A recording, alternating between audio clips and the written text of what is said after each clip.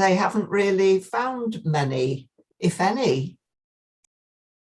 That sticks with the narrative that I always say, that there was very little conflict between the local people of Britain and the Roman administration, and Margaret seems to have disappeared. Yeah. Yeah. Right, Andy, anything quickly? Yeah, Andy's sorry, got I a was just bit. trying to, yeah, my mute wouldn't go off. Sorry, that conference was saying the opposite of that. They'd found the little shot she's telling her about slingshots, and they'd found patterns that were going out from the north of the thing, which suggested that they've been defending the fort, and that the tombstone she's talking about is the only one they've known. I think he said in Europe that said that the person had been killed inside the fort by enemy fire. So. No, what I was talking about was what Margaret was talking about, in the sense that they hadn't found much evidence of conflict. But you're saying that on this example they have, yeah? Yeah, because they said that they would not be using slingshot in that way, and for any other reason than at enemy people. But they hadn't. Okay, what Margaret was saying was they didn't find they hadn't found any evidence of what they were the people that were attacking were using. But yeah, it could have just deteriorated. So it was really interesting what they managed to find out from just a few little things. You know, they didn't have any whistling slingshot though. That because the guy that was doing it was the same guy that had been up on the one in Scotland near Dumfries. Birdswald. Yeah. Yeah. Oh, he'd done that one as well. So he's kind of like the leading world expert on slingshot now. From was he from Edinburgh University? I think he was, wasn't he? But he it was very interesting. But sorry, go on. No, it's right. Go ahead. Did he say that the strange shape of them, they would make a noise? Yes. Not a whistle, they'd make a noise. They weren't round ones. They were like they had little nipples on the ends on it, so it would make noise as it was going along. Yeah. Like a lemon shape, isn't it? Yeah. Nice. Yeah. Very interesting little study on something that's quite small, and managed to get an awful lot of information from it. Yeah. So what we're saying, there is one piece of evidence to say that there is some military action on a fort in Britain. Is that correct? Yeah. Well, and Bird, that what's it? Not Bird Oswald. It's Inch Tuthill. No, the one outside Dumfries where they thought it had been a training camp. Yeah, that's right. Yeah. No. I can't remember what it was. Quite a weapon. Yeah, but they worked out because of the spread of all the shot that they knew they'd been attacked. So. Right. Did he say they'd found any arrowheads? No, they hadn't. But they hadn't looked that much, to be honest. Part of the pattern and the surveys they'd done, they hadn't done it all. They'd located targets that they wanted to pick up at a later date with metal detectors that they suspected would be more shot, but they didn't know. So because somebody said maybe they were just practicing with the a bit wasteful, isn't it? Yeah. Well, I was going to say, do you think they'd go and pick them all up again afterwards? I would have thought so if they were practicing, and they would have. It wouldn't have been random either. It would have been at a particular point, wouldn't it, if they were practicing? Yes. Yes. Strange they didn't find one single arrowhead from the enemy. Well, it depends what they were made of, doesn't it? So they could have just used wooden shafts. But they weren't. Yeah, they weren't looking for that, were they? They were looking for lead. Yeah. So, and they said they got specialist metal detectors in, and they were only looking for lead. So, right. They quite often heated the wooden arrowheads. Yeah. The wooden arrow points in a fire, and that made it extremely hard. And when it's pointed, of course, then it would be quite dangerous. You know, quite a weapon. Yeah. Well, it's good that there is some evidence of something out there anyway, so that's good. Yeah, it was really interesting. It defeats the narrative that I mentioned anyway, so that's good. Nothing wrong with a bit of variety, Andy. Absolutely. David. Oh, nothing, sorry. Okay, so this week we're going to be looking at three things. Oh, what was that thing I just... not so long ago. Hang on a minute. Right. I'm just double checking this one a minute. Yeah, I was just setting everything up, and a little bit of evidence of a mesolithic site that they've precisely dated, which as far as I'm concerned, that we've not looked at in Scotland. And that's a nice little piece that I've just found. Strangely enough, that was in the Jersey Evening Post. Well, so we're going to mention a tiny little bit about Jersey, which I did say that we would do. I have got 4 updates on Doggerland, because this was going to be our update on Doggerland today. And next week, it's just basically a roundup on the Mesolithic period, and we're going to jump into the Neolithic period. Unfortunately, I was actually lying in bed the other day. I thought, I don't want to do the Neolithic. It's Well, just it's like kind of merging in, isn't it? It's not a complete line drawn down the end of it. Can I call it the new Neolithic period, and I'll be happy then. Yeah, it's a merger, a slow merging. So yeah, I was just thinking the other day. I just thought, well, it's just too the Neolithic period is just too. It just seems to be too organised, and I like sort of looking at things that are slightly all over the place, which we've been doing. Yeah. So maybe my head needs to say, look, if you're going to be looking at the Neolithic period, you need to be digging really deep, and hopefully we can get a bit of turmoil. And this is why the Paleolithic and the Mesolithic periods have actually worked for us. Yeah. So let's just chuck a couple of images on maps of Doggerland. Now I've got one that sort of disagrees with some of the stuff that I've been saying, which is good. There's nothing wrong with having a bit of other opinions and so on, which is fine. And there's a certain map here that says that the Mesolithic period ended even 1,000 years before I've been saying, which I can't get my mind around, to be honest. But that's what this piece is saying. And I thought, right, let's just talk about something that I mentioned a few weeks ago, i.e. the damage that we're going to be seeing due to wind farms, and with the exploration for wind farms, and what damage that could do to the Mesolithic landscape of Doggerland. Now that dates to a few months back, but it's this year. And just a little more of a sort of a guide, just a little bit more of an academic overview about Doggerland. And yeah, so we've got 4 things looking at Doggerland which I want to do, and we're just going to crack on to it. So if I do a little bit of a screen sharing, and we'll start there, and we should go to if we do this, these maps will all be very familiar to us. And that date there, the Storiga landslide. Now, I've got a map here that seems to be quite new, and it doesn't seem to be in this list. But what it basically shows is that it basically argues that, hang on, if we go back again,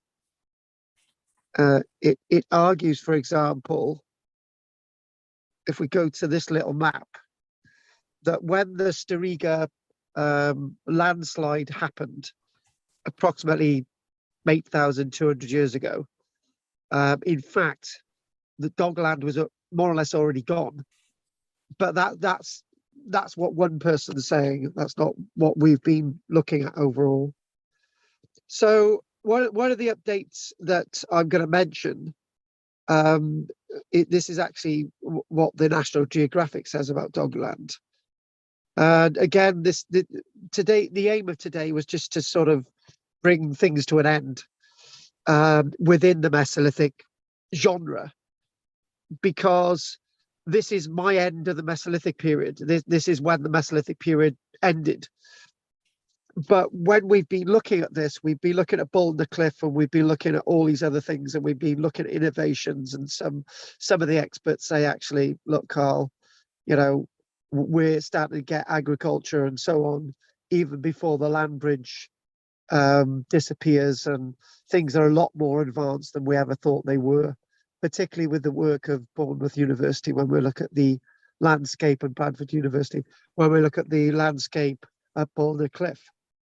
But Doggerland, the Europe that was, and again, looking at this and seeing something very unfamiliar but it's very familiar to us, very unfamiliar to how people would see things in relation to Great Britain and Europe. So there are so many maps out there, and it sort of looks at it looks at a few different things here, and it's starting to say this date here, 9,000 years ago, right? Doggerland was already gone. Well, my date for the lost of Doggerland is 8,500, 8,000 years ago. So this is the new stuff coming forward, that the land bridge and our Mesolithic ended a lot earlier. But anyway, let's just see where my narrative is with these notes. So at the end of the last ice age, Britain formed the northwest corner of an icy continent 12,000 years ago. Warming climate exposed a vast continental shelf for humans to inhabit. Further warming and rising seas gradually flooded low-lying lands. Some 8,200 years ago, a catastrophic release of water. We're talking about the tsunami. And there's actually something else that we haven't mentioned before, that this is rather interesting. We talk about the tsunami. So if we get to this typical tsunami map and we think about this one, that's what we want to see, right? This is a point trying to get to grips with this. So the landslide itself, 8,200 years before present. So 8,200 years ago, 6,200 years BC. And they say at this stage that there was actually in North America, let's just try and picture that. In North America, there was a huge release of water into the Atlantic Ocean from a glacial lake that had so much water that it was able to raise the water level in the Atlantic Ocean. Now, it's difficult to try to get to grips with that idea, but there's evidence from North America saying that there was a huge glacial dam, and suddenly it was breached around this time 8,200 years ago. That glacial dam erupted, that moraine erupted, and a massive release of water affected the Atlantic Ocean and Atlantic Sea. So the North Atlantic, for that to happen, it's like saying that suddenly a load of ice, huge glaciers from the Arctic Ocean suddenly melted just overnight, and that's what we're talking about. Meters, maybe miles high glaciers just melting just like that, and then the water levels in the Atlantic Ocean would rise massively. So that's something else that we haven't actually mentioned. So I thought I'd put that in. So when, again, something that we haven't mentioned, which we've mentioned a lot with Doggerland, is things aren't always what they seem on the surface or on the surface of the sea. And again, this point reiterated, looking at the area between mainland Europe and the eastern coast of Great Britain, you probably wouldn't guess it had had been anything other than a great expanse of ocean water. Yes, something Clement Reid, as we've already mentioned, and this sort of landscape of the North Sea today being an area of marshland, heavy wooded valleys, swampy lagoons, sloping hills, all these different things. So again, we could say, and this is a point that may be coming from this article that I managed to track down today from Scotland, you could say that many of those people that occupied or continue to occupy Britain alongside everybody else which was here, we'll keep that point there a moment, everybody else that was here, were people who had escaped from this Doggerland disaster, Doggerlanders, which again is one terminology that we haven't used before, Doggerlanders. Take that other point that I made. I've been arguing quite a lot that we've got a population of people that have been continuous in Britain from very early times. Now, I'm hoping I made that point on Tuesday. I certainly made that point on Thursday. The point I'm making is that all the evidence points towards a substantial population in Ireland, mainland Britain, even the likes of Orkney, and if you want to stretch over to other places, already existing before other waves of individuals came over here. This migration.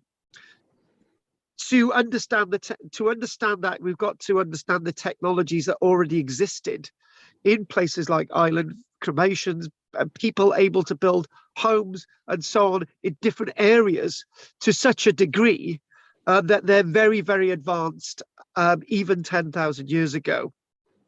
And we looked at that site at Warren, which was near Aberdeen, where those beautiful monuments, the Warren calendar, which dates from over 10,000 years ago. And again, that sort of sub-narrative of people, big chunks of people already here, spread over Britain, and Doggerlanders adding to that population. Then as the land bridge is lost, other people coming over. So again, I would like to say that the idea of cosmopolitan Britain has been with us for a very, very long time.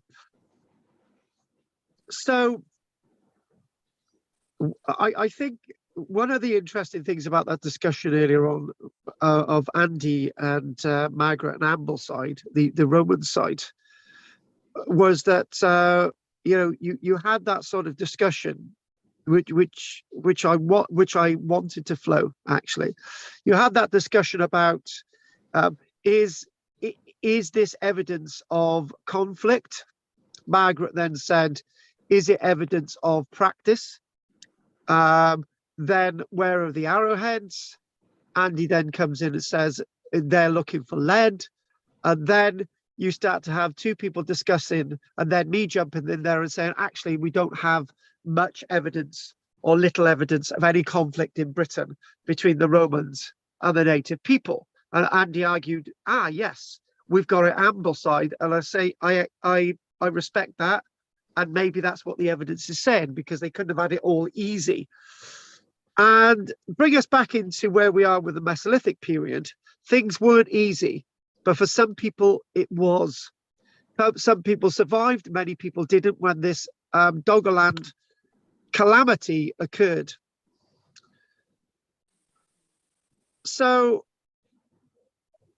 we mentioned previous, when we were thinking about the Doggerland scenario, and I basically pointed it in two directions. I said, over time, over hundreds of years, the water level's rising. You wouldn't really notice it. If you live 40 years, you bloody well would, right? And then that event, 8,200 years ago, you've got that great wave, as I called it, the Great Flood, where it flooded 20 miles inland, all the way up to the bases of the Cairngorms in the heart of Highland wilderness Scotland. And there's another point to be made here, that one thing that I've probably left out, but there may have been other floods that people were made aware of the power of the sea. Now that's one thing that we haven't discussed. You know, I basically oversimplified it. I basically said one or the other. I didn't basically. And Andy would be particularly interested in this, with the idea that you would get great floods, and they would then draw away. And I sort of dismissed that when we're looking at Doggerland. I've mentioned that you've got the gradual rise of water, not noticeable in a year, but over time, and you've got this great inundation 8,200 years ago. But there must have been times that there must have been huge seasonal floods, a bit like the Nile flood. And you might be able to think of people maybe extrapolating and understanding as a metaphor that the River Nile rising and flooding the land and then the water going out. Maybe we could expect something like that, and maybe we could expect things like the Severn Bore flooding the landscape, but the Severn Bore up there in the North Sea. For those who don't know what the Severn Bore is, it's a tide that comes up every year, very high tide. It whips down the coastline. We have it every year. Sometimes it affects the landscape, other times it doesn't. But that might be a thing that they may be familiar with. So again, this point that bear with me a second. I've got a problem with my technology, so I'm just going to try and get something sorted in a minute. My technology's gone off, but it doesn't matter. I'll just wait for that to come back on again. So again, if we again look at some more of these images, and we'll just sort of remind ourselves. And actually, whilst I'm waiting for my technology to come on, I've got two publications in front of me, and I'm just going to make sure that that's going to come on. Shouldn't be long. If I get off that screen a minute, if I get off there and we stop this, right? I don't know if anyone's ever got a copy of this. Europe's Lost Worlds. No, don't know that World. one. You haven't got that one? No. No. Well, I tell you what, this itself is the Bible, and the reason why, actually, I've got you can get hold of this on the internet, so I'll give you the details. It's by Vince Gaffney. We mentioned Vince Gaffney last night. He's our landscape guy. S. Fitch and Smith. Forward by Tony Robinson, and it's available. You can get it on. It's published by the Council of British Archaeology, and this itself is a great book because it's full of sort of different plans and maps and so on. And there's an image here that you might be interested in, which we'll show from the book in a moment. But it mentions a lot about our wonderful Clement Reid. It does mention Clement Reid, and it's also got our site at Goldscliff on the southeast Wales coastline. There you go. What's the title again, Carl? Say that again. Sorry, what's the title of the book again? Right, there it is. It's well worth a read. It really is. It'll allow us to go into the Neolithic period, actually. One thing I would do is actually show you this image. That one there. There it is. Now, what is that image about? That image is about, it's entitled Forest Dying as a Result of Marine Encroachment. That's what a forest looks like when the water level's rising and the saline conditions destroy the root system of this landscape. this is what these people were up against. Now, I made this point when we looked at Doggerland 3 weeks ago. I said about, you know, this great wave, and it went from our existing coastline. The great wave is evidenced 20 miles inland from the existing coast, right? So that would have come from sort of where Doggerland would have been 20 miles inland from our existing landscape. We've got evidence of that. Now, if we think about that, the saline, the seawater would have probably remained on the land, probably for months. And that would have been the effect. That would have been the effect. Now, if we don't know, I'm sure we will one day, right? We don't know if the landslide, which created that huge tidal wave, we don't know if that was in the summer or the winter or spring. Now, if it was in spring, everything growing, all the delicate stuff growing would have been destroyed. And that would have meant that nothing could have lived on that land for a whole year cycle, which would have been quite catastrophic for any of the people who were wishing to move back into that landscape. So I think that's a really interesting, important point to be made there. And also, this is an image that you're not going to get on the internet, right? And there's very little. If you type in Denmark Doggerland, you don't get anything. But if you look at this here, and I'm going to show you these images. Look at those there. These are bones. And these ain't from Denmark at all. These are actually from Holland, the Netherlands. This is a collection. You've got a collection of mammoth bones, reindeer bones, all sorts of bones. And what you've got here in this image, you've got shelf upon shelf of these artifacts. Now, as far as I know, we don't have many collections like this in Britain. And the reason why is because we didn't believe it. We didn't believe that this was happening. So trawlermen, trawler women were chucking all their artifacts away or taking it home or leaving it on a boat or whatever. And all these things become, within our context, were lost. But we know what Clement Reid was saying by this stuff that archaeologists in Holland and Denmark decided to collect, irrespective of whether we believed it or not. Who believes in what the British say anyway? It's a wonderful image, this. And there's got lots of different things about temperature, lots of things about global warming and waterizing and so on. But then again, I wanted to say something to you guys today. I wanted to say that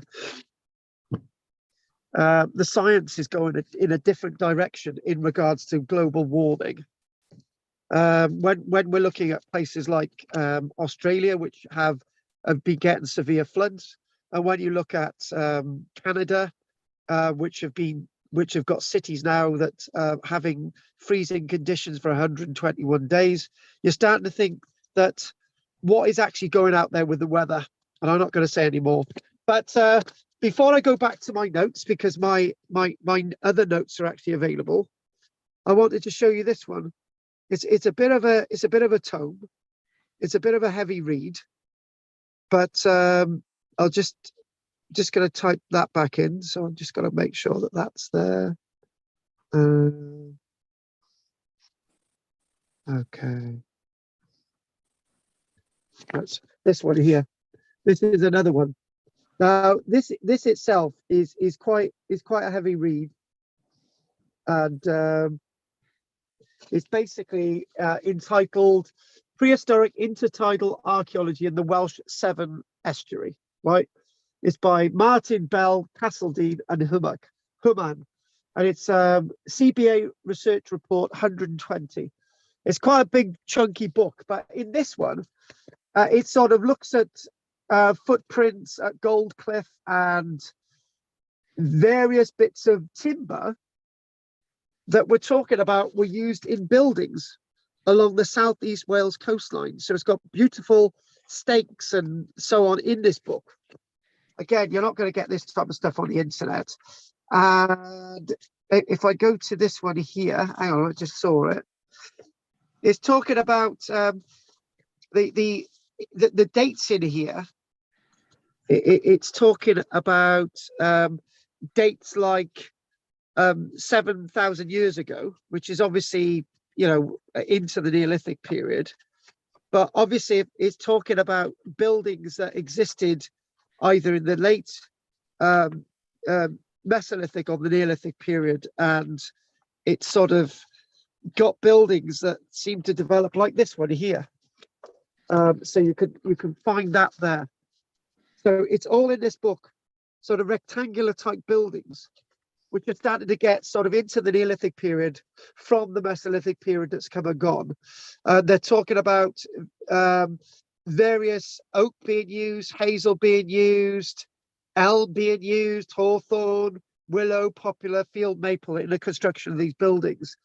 So again, a fascinating book, and you know, there's so much that we might actually come back to this anyway. So it might be good for a read for some of you if you're interested.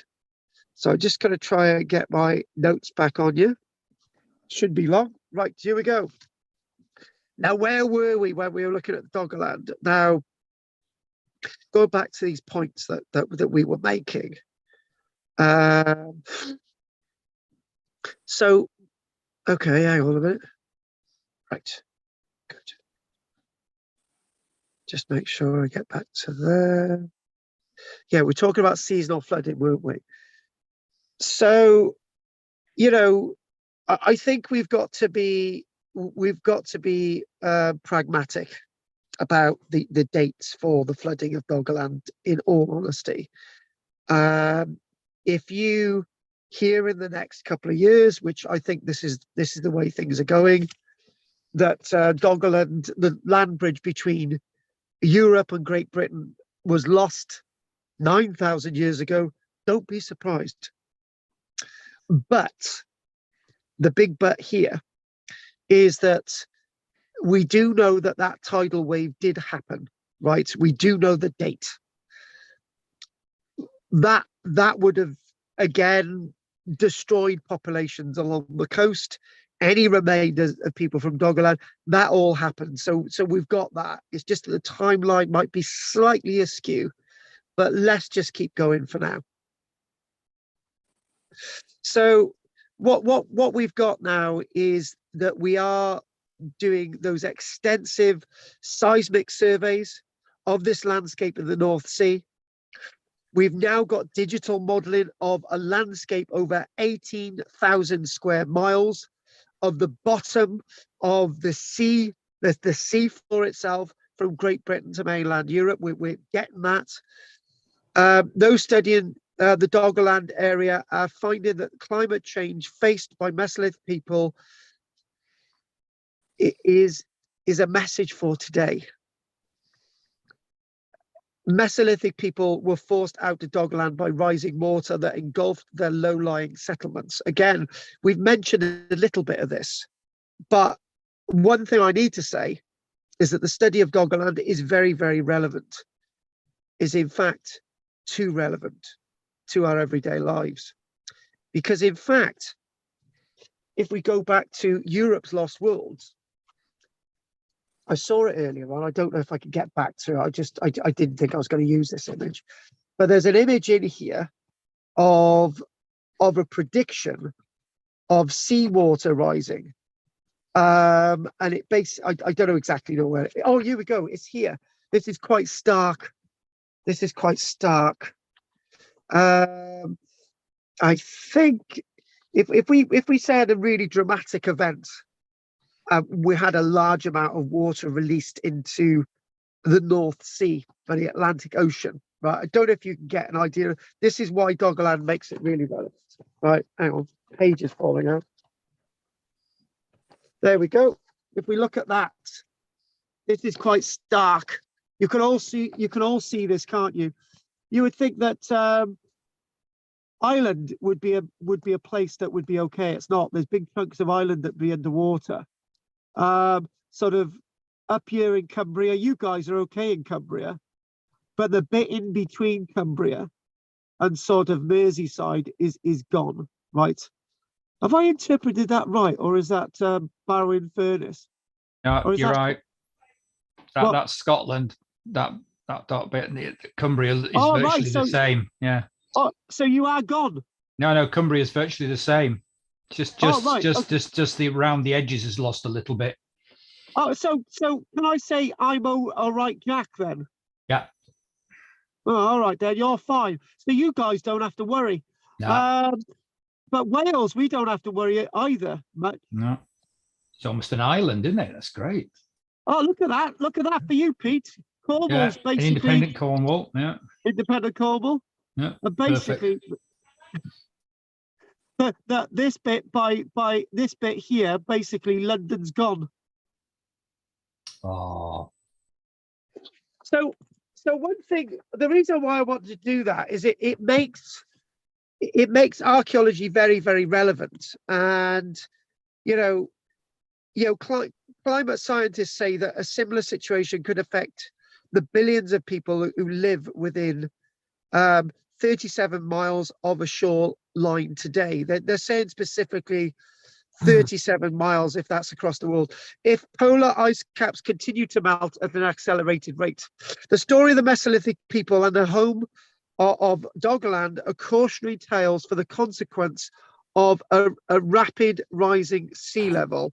I will quote Professor David Bellamy from 2005, who said that the global warming is a natural phenomenon. And then he basically talked about that we might go into a global freezing situation. Well, Professor David Bellamy was completely dismissed. They decided that he wasn't going to get any more work on the BBC. His narrative of it just wasn't fitting, right? But there was some sense in what he was saying. And I've got a lot of respect for Professor David Bellamy. He actually passed away in 2019. And this is why we never saw him again on television, because what he was saying was not really what we should be told, which is a bit of a shame. But what he was saying was that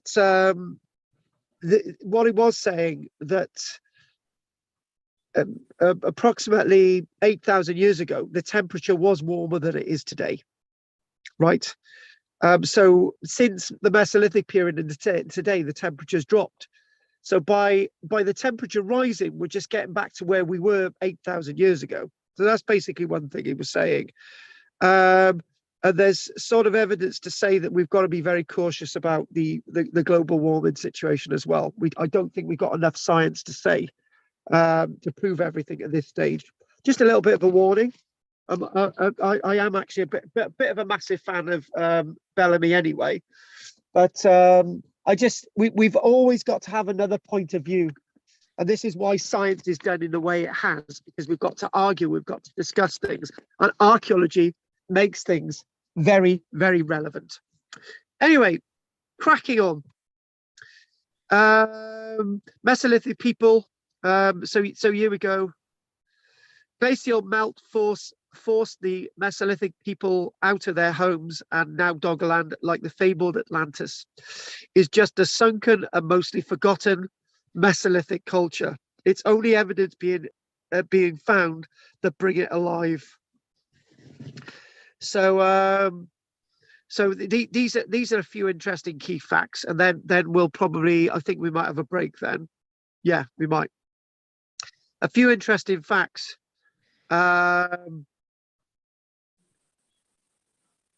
When Doggerland was being flooded, sea level rise was as much as 1 to 2 meters a century, right? So as I say, if you lived 40, 50 years, that's a meter rise in your lifetime. The landscape that you lived alongside the coast was gone interesting fact that those studying Doggerland say many of the sites where they have found artifacts were located on steep ancient riverbanks, which is something that we've been saying. We, overall, we've been saying that Mesolithic sites seem to be high up, and hence why we're looking at the Cairngorms and places like Hoyk and places like Formby and so on. And the other point to be made here, the sea floor of the North Sea preserved many artifacts of Mesolithic people, including perfect sets of footprints left by the nomadic tribes. And it's saying in here, but I don't know how update this is, that we've got at least 39 perfect preserved prints, or is that sets of prints? But we've certainly got lots of sets of prints in different localities from the Mesolithic period. Merseyside, southeast Wales coastline. I think we've got some in West Wales as well. We got them in lots of other localities as well. I think we looked at more examples as well. So what I want to do is before we go into a break, let's just see if we can get some more images up here. Again, if we look at one or two of those sort of images up there, and these are all so familiar. They're all so different. These images on here, we've looked at all of these, but think about something like that. That's possibly what Europe looked like 12,000 years ago, or maybe it was maybe because we've only got a tiny little, we don't seem to have much of a land bridge there actually with Ireland. But anyway, if we sort of move on a little bit more, so this is the next thing I wanted us to do. This is headlines. Doggerland, lost Atlantis of the North Sea, gives up its ancient secrets. This is a piece from last year. And obviously we've mentioned about the lump of peat from the trawler Kalinda, dredged up off the northeast coastline of Hull area in 1931, and it's one of the things that we've really been thinking about. Is trying to bring this all to the forefront. There have been exhibitions, and there continue to be exhibitions. There was one last year at the National Museum of Antiquities in Holland. There was 200 objects displayed: deer bones, arrowheads, arrowheads actually embedded in some of the deer bones. So that's really interesting link, where you've got deer bones with marks of injuries and you've got arrowheads actually embedded in the deer bones.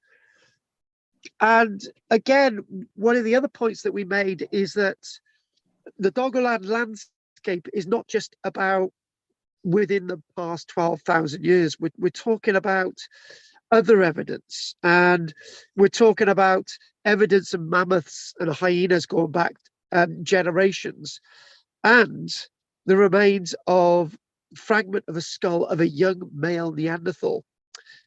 And this is quite a strange one.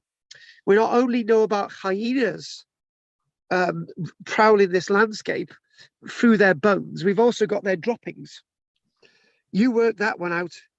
Droppings of hyenas also being found, and we've also got another remains of a Neanderthal dredged up in 2001 that has evidence of bite marks directly into the skull from a big carnivore. A small cavity beyond the brow bone is believed to be a scar, or evidence of death. So what we've seen in the last decade is that the growing number of scientific studies have basically argued over causes of destruction and the loss of this land bridge. And they say we have a wonderful community of archaeologists who almost daily walk beaches and look for various artifacts. And we work with them to analyze and study them. But that statement hasn't come from British archaeologists. That's actually come from archaeologists in Holland. They actually get groups of people going out there looking for these artifacts and bringing them to the museums for study. We don't do anything like that in Britain. If we do, it's on very, very small scale. It seems that people in Holland and Denmark have always seen this landscape of Doggerland more important than we have, but there's certain biases why we haven't seen it to be important. It says that pretty much the entire toolkit that would have been used has been found by people going out looking for these bits of evidence, amateur archaeologists on beaches.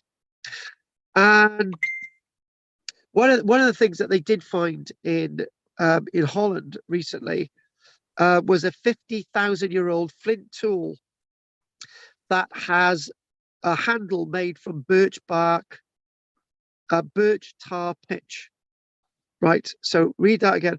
One such find is a 50,000-year-old flint tool that has a handle made from birch tar pitch. Very interesting.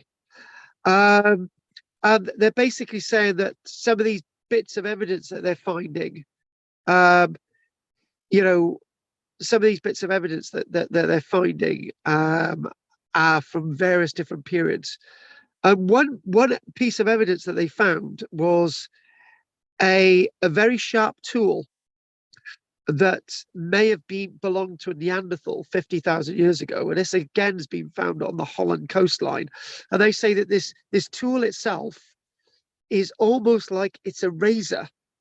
And they say that maybe Neanderthals shaved their head. You can't make this up, can you? It's just like, you know. Other finds include sort of more sort of our sort of human skull fragments. And interestingly enough, this will be an interesting point. One set of Homo sapien remains, or fairly modern hominid remains, show signs that a skull had been defleshed. There were cut marks on the skull.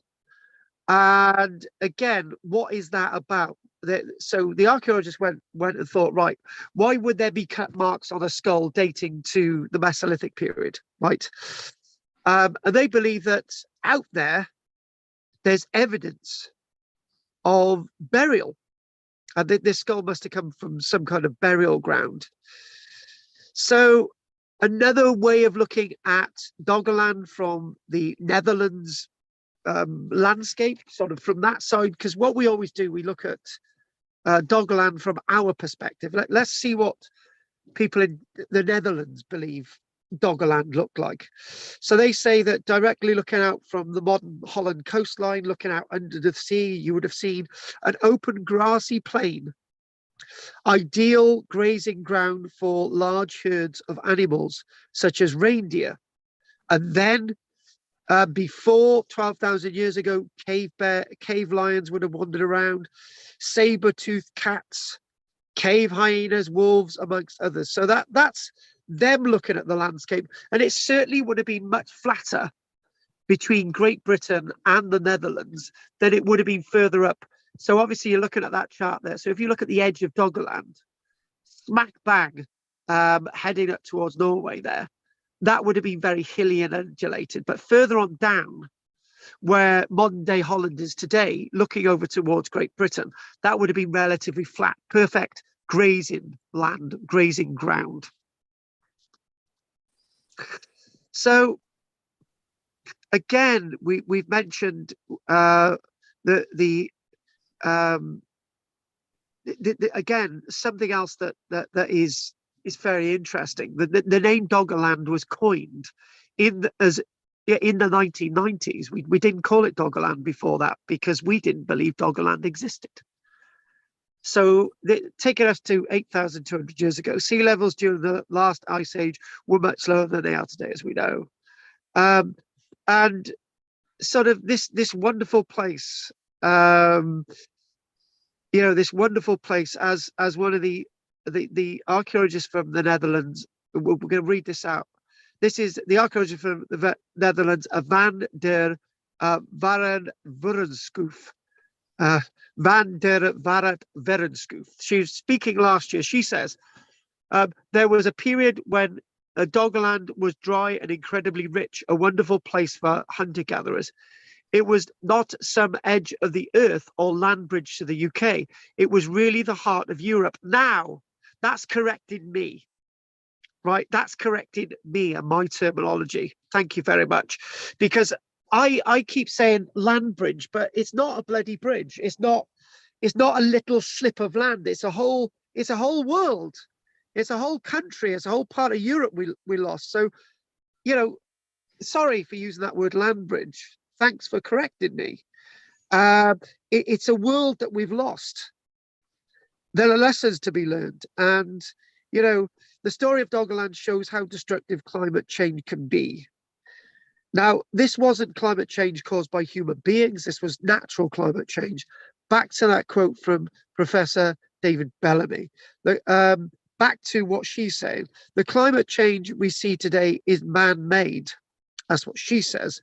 That's maybe she's right. But the effects could be just as devastating as the changes seen all those years ago. Now, that's the end of that piece. But I would like to ask you a question.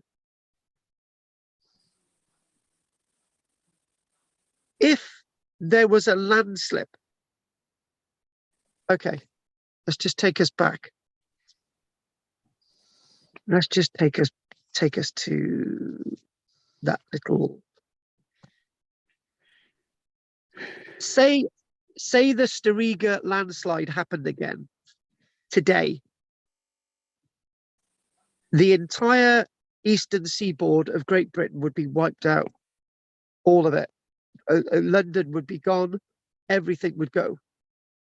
That could happen again. How can humanity deal with that? It wouldn't be able to. And we are walking into something, and I'm sorry, all the politicians can argue, this is about global change, global warming, or whatever, right? But it could just be a natural event. And if a great wave, everybody on Orkney would be wiped out, Shetland, they would be gone. The entire seaboard between Inverness all the way down to London would be gone. And it would also affect the western seaboard as well. Think about that. Think about that. It happens. We've got no way of dealing with it. And the only way we've got of dealing with it is not to live as close to the sea as we do today. But we don't learn. We're human beings. We think we know better. We think we know. We think we are the King Canutes of today, right? King Canute didn't stop the sea, and we certainly can't stop it today. So on that note, we've got two other bits I'd like to look at with Doggerland, and obviously those two other little articles. Let's have a little break and let's see if anyone would like to say anything. Let's start off with Margaret, because she's always gobby. Go on, Margaret, give it to us. Oh, go on, Margaret. Well, I remember reading about the glacial lake melting in America and the swell of the Atlantic Ocean. And why did you mention it? Pardon? You should have mentioned it. I did. But I just ignored you. As usual, it was just dismissed. But I read about it ages ago, and as one of the causes of this Norwegian landslide, I wonder if the swelling of the Atlantic Ocean would have added to the flooding of Ireland and Britain on the west coast. We were kind of bombarded from both sides, weren't we, in that case? Oh, Margaret, could we just keep that there a moment? you've just actually, you know, okay, I'm going to, I just want to say two things before anyone else says anything, right? Yeah, we have. I did mention, we did mention some kind of a lake before, I know, but we didn't. I did dismiss it because it wasn't in the context. We put it in the proper context today, so I admit that, right? So that's fine. So we finally got there, but you've actually you've actually just said something that every single textbook that I've read, everything that I've come across has not mentioned the absolute dire effect on the West Coast. Nobody's talking about it. So okay, we got the. I actually just closed and mentioned it myself in a way, but not to what you've just said. So so if we're talking about a combined event, then North America's on the western. We you know, so it would have hit the western coast first. That rising water level. Mm. Nobody's talking about it. There you go then. Yeah, that's a huge curveball, and I'm just I'm generally gobsmacked because there is an apt. Do you know what? We've been absolutely obsessed by the eastern coast of Britain. I've in most lectures, but we've done Ireland and we've done all the rest of it. But it's that's definitely food for thought. You've that's a curveball. I'm lost for words. Thank you, Margaret.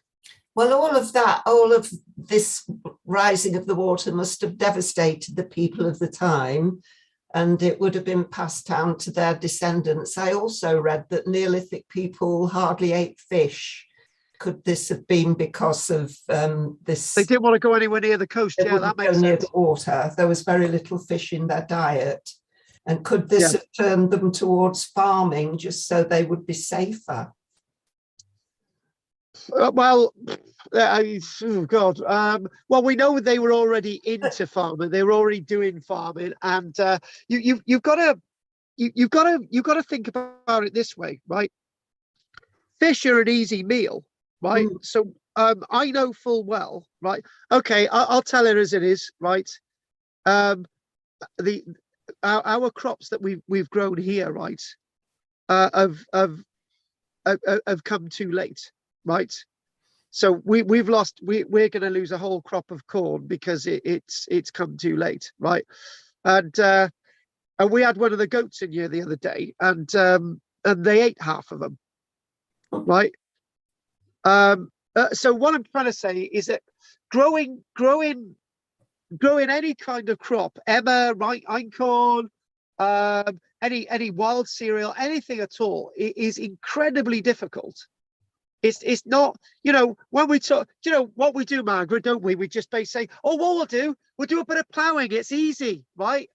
And the other point I'd like to make is that these people would have gone through the same process as making metal, right? Now we don't talk about that. We say, right, we talk about magic people coming into villages telling us that, you know, we can when we get to the Iron Age, we can make iron out of stone, right? And we talk about that. We say it's incredibly difficult, right? Farming is incredibly difficult. But at least people would have felt more in control. They had no control over the sea, but they would have more control over the land and the animals, wouldn't they? Did they? Because I think I've got control of my over what I'm planting, right? I don't have that much control. For example, I had a load of broad beans growing the other day, right? And the wind blew over the bloody thing and all the roots, and I've lost part of that as well. So, you know, that's been growing for months, and suddenly, oh God, that's it. That's my crop gone. And the other thing as well, we got 6 sheep. We got 2 goats. Well, you know, the 2 goats do have hoof problems, and we've got the sheeps with their own problems, and they've got to be, yeah, we've got to shear them. We've got to rue them, and you know, I tell you what, Margaret, you were on the winner then, but don't. Farming is very difficult. Well, it's a learning process, isn't it? You learn by your mistakes, and they would have been the same. Yeah. And the other thing as well is you say they're in control, right? I'm not being bombastic with you, but it may seem you said, but they might have 3 years and they're able to plant crops and they've got their animals, right? But you have one flood of the landscape at the wrong time, you've lost your entire crop and you're totally screwed. So, you know, it is a learning curve, and okay, I would say fishing and agriculture on land is as difficult as each other. That's what I'm going to go with, Margaret. Okay. Right, that's you done, Margaret. Well Yeah. done on that one. She's getting to know it all now. Nothing from you, Pete. That's good. David. No, thank you. Greedy. No questions. Oh, so who have we got now? Well, hang on a minute. Oh. Where am I? Andy. Oh, Andy. Yeah, Andy. Andy, where is he? I'm here. Go on, Andy, give it to us. I'm just interested in that crossover period, because you're right. You got a flood like that, they're going to have to rely on other things and go back. So you've got that crossover period again, haven't you? Where they're obviously going to be hunting and farming because they can't rely on one or the other. They've got to be, you know, to survive. They've got to be adaptable. And the other thing as well is, Andy, I want to be bombastic with you as well. I just wanted to say that, you know, okay, and a tiny little microcosm, right? I've got the equivalent of 100 tins here, right? And I've got survival rations. I've got packets of food. I've got enough food here for 3 months, right? I'm having to use some of that because my own crops failed, right? So it doesn't just happen in the past, it happens now. Yeah. Oh, absolutely. Yeah. It happens now, it happens today. We are very vulnerable to that now. Absolutely. Yes, we are. We are very vulnerable. Right, so it's 8:51. We've done a big chunk. I want us to have a short break and we'll be back. Okay. And Margaret, start looking into the Neolithic period. I can have a phone many call. fish in it. I can have a phone call off Margaret in a week saying, "You never listened to me. That's proof you admitted it." Yeah, okay, Margaret, I did. You have to call it the translithic. That would be a very popular name. Yes, that's and then you can write a book on it. Yeah, that's good. The translithic. Don't give me ideas. Okay, then we'll be back soon. Oh, by the way, a word of warning: if anyone wants to get this book, Prehistoric Intertidal Archaeology in the Welsh Severn Estuaries, if you look out for the CD version, there's also an accompanying CD with a book. Right. I do believe that I may have had one with this one, but I'm not sure. But it does mention the CD in this a lot. So. Ooh. Yes. It sounds of the tide coming in, has it? Well, basically, people in a car park. It's CD, Andy. You asked for that one. Dogging, yeah, good one. Yeah. Yeah, no, I'm sorry, you mentioned it. Yeah. Swing your mouth out. I'll speak to you soon, guys. Right, later. Pete's already had his break. He's like that, PT.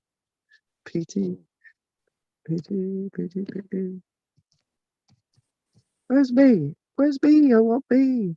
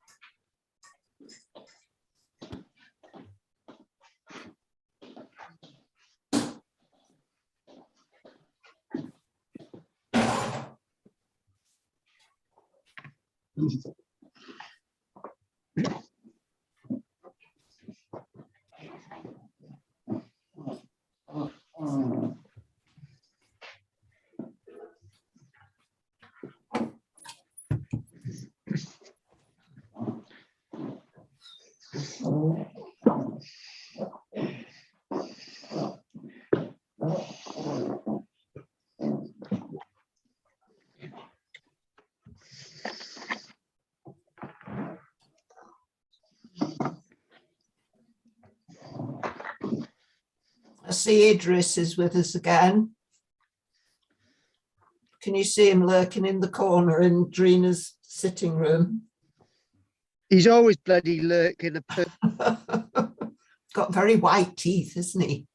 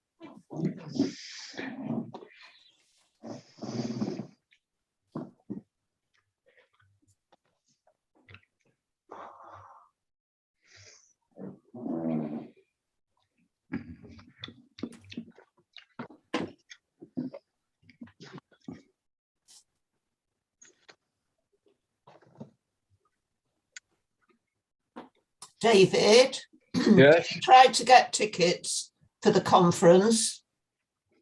pardon? Did you not try to get tickets for the conference? Did you No, decide? I didn't go, no. I know you didn't.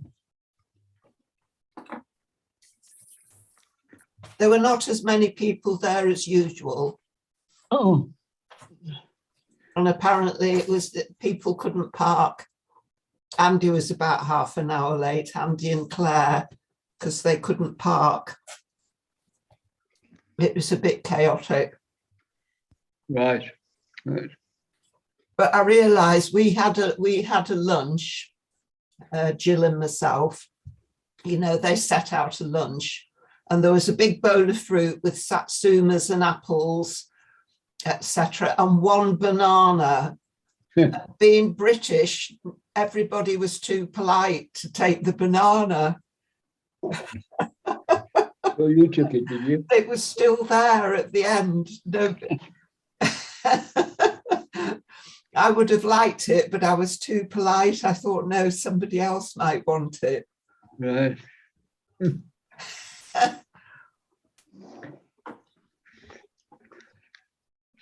Andy? Yeah. I took Philip to see Long Meg and her daughters Oh, yeah. on Sunday because he's never been there. Yeah. And I said, we can go to the old mill place Yeah. for lunch. You remember the pink building? Yeah, I do. Yeah. Flour mill. And it's now a holiday let. Oh, no. I think What a it was, shame. it obviously didn't survive COVID. All right. Right. Isn't No, that a shame? It was one of the oldest surviving flour mills. Yeah, it was nice, wasn't it? Yeah. Oh, well.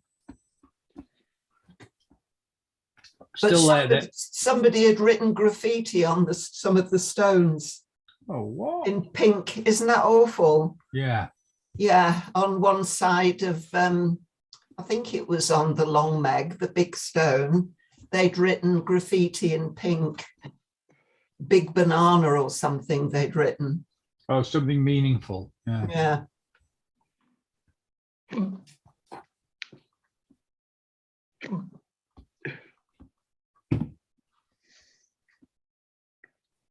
that's great. And it stands there for 6,000 years and then gets graffitied on. Yeah, yeah.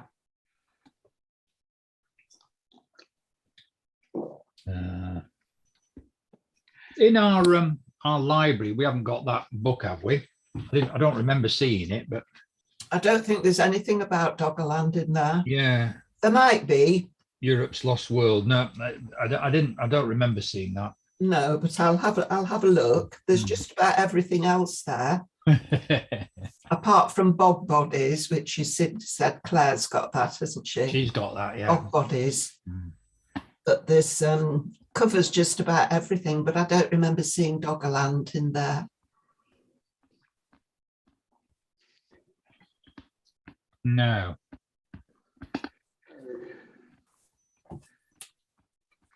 After I finished reading Reed's book on the underwater forests, the 1913 one. Mm. We'll add that to it if you haven't already got it. But they're finding new things all the time. This is the trouble. A lot of those books are kind of out of date, aren't they now, really? Yeah. Well, yeah, that's the beauty of that one. It isn't. It's a reference that's still used today because he went round and surveyed the entire coastline. Yeah. For underwater forests and stuff like that. Yeah, so it is what it is. It is what it is, and it's a reference book to all the levels at where the water, the forest level is, or the ground level was, and it's really accurate. Yeah. It's an amazing piece of work for 1913, actually. Yeah, yeah. If you like underwater forests, if you don't, it's a bit boring.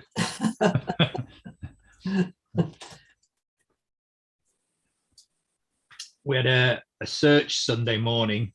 I went out to pick up Isabel at 11 a Saturday night from Silverdale, and there's a police helicopter up searching for somebody. Oh dear. I rang Holyhead, our control centre, and said, "Do you know anything about this search that's going on?" They go, "No." And they'd had police into the hotel saying that this 17-year-old girl was missing. With autism, and you're thinking, right, so it's a vulnerable person. Why haven't they called us out? We've got big tides this weekend, or did have. So 8 o'clock in the morning, we got called out, and we're told the profile was that her autism is so extensive that if she'd gone more than half a mile from the campsite where she was staying, she would be completely lost. She wouldn't know how to get back. And we're thinking, right. So they concentrated they searched to a mile from the last known position, which was very near the campsite. And our rendezvous point was at the golf club, at the car park of the golf club next to the railway station there. Yeah. And she went missing from just like 200 or 400 meters down the road from there. Yeah. And I was saying, have you checked the CCTV cameras on the station? We're waiting for it to open. It doesn't open. Well, the booking office, it doesn't open. There isn't one. You need to get onto British Transport, please. Oh, right. All right. Well, we'll do that. Anyway, so we kind of do a search around the coastline, and then went onto the marsh, the Leighton Moss there, to have a look at the hides and stuff. Yeah. Come 12 o'clock. Oh, she's turned up at Lancaster Station. Oh my goodness. And a guy on the train, a guard on one of the trains, had spotted her over at Ulverston. So she got to Ulverston and then back to Lancaster. And bear in mind, Saturday, there weren't any trains. No. Because of the strike. Yeah. So she had to have gone in the morning when we were there from that platform, from the station, 50 yards away from where they were all watching from. And nobody noticed. No one noticed. Or she'd got a lift over there or whatever, but she'd realised she's from Morecambe.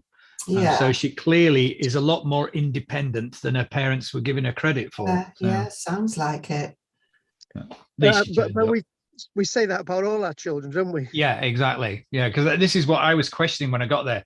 Do we know that this is an accurate appraisal of her situation? Yeah. No is the answer. Oh. Do you know, I was in Newquay. There are occasionally rescues because it's the main station for the Cardigan coastline, which is quite a big coastline, as you know, Andy. And they've got 3 RNLI boats, and 2 of them are of action because they can't get parts for their Wow. they can't get parts for their engines and whatever. So they've just got the one. So Oh my goodness, I didn't know that. because there's more need and priority, they've had to move the Tenby one up to Newquay. Yeah. Wow, I didn't know that. I didn't know they were struggling to get parts. That's awful. Yeah, they are struggling. There's 2 of them out. So out of the 3, there's only 1 in operation now. We've got the winter months. I just got to bear with me a second. I've just got to call just quickly, just 30 seconds. Hang on. Oh, he's turned the volume off. We can't hear. It's my ex-wife, for God's sake. No, all right then. Oh, hello, Helen. Hang on a minute.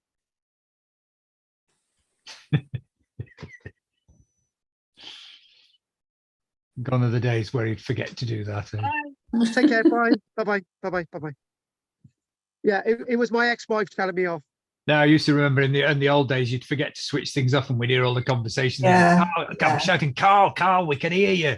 I should have just left that on. Right, can I just mention, there was a point made in your conversation. Margaret, I'm going to go at you again, Margaret. Margaret said, but they're updating things all the time. She indicated that some of these books are not relevant. I know that's a bit harsh, Margaret. That's not what you said. But I would say, however, right, 2 points. Andy's point about Clements Reid book was very relevant. And look at this little book here, right? This was printed in 1876. It's Archaeology Cambrensis. Now, this is a book of reports of archaeological excavations and all the rest of it. This is published on a regular basis, and this would have been the main source for people interested in archaeology back in the day. And every single thing in this, I would still use to reference today, Margaret. Yeah. Oh yeah, I know there will be loads. Yeah, the point I'm making, Margaret, sorry to cut you off there. The point I'm making is that where things are updated on the internet all the time, how much of it is actually verified, bona fide, and all the rest of it? When it's actually written in print, then I'll believe it. No, it's just like, for instance, the book I have about Boldner Cliff and the Mesolithic things that they found there. They found so much more since then. It's books like that when discoveries were first made. But it's great. I love it. Yeah, no, that's good stuff. Right, and also we're going to start to need our ancient Britain books as of over the next few weeks, because I will be saying, right, let's turn to page X, Y, and Z. It's almost as if, right, this is a thing. James Dyer's book on ancient Britain, right? So what we've got an introduction. And basically we've got to page 28, we've got the Mesolithic period, and then we go from page 28, we keep going, hang on a minute, and we go to page 91. Page 28 to 91, we got Neolithic, right?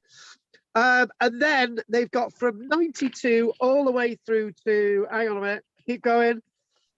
I think I'm going to get slowly to, here we go, to 123. So it's a bit strange that, because, that's a bit odd.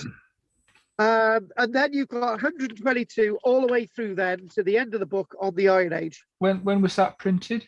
Wasn't that long ago, was it? It's constantly being updated, Andy. So I think the last reprint must have been, I don't know, a couple of years ago. But as far as, no, I've always said for photographs, this is why I use it for content. Let's move on. Right, so I know time's upon us, right? And so we've got to crack on. I just got to, right, let's just do a bit of flowing, right? And here we go. Yeah, my daughter, okay. The ex-wife thing, my daughter is, my daughter's got to go to football practice somewhere else.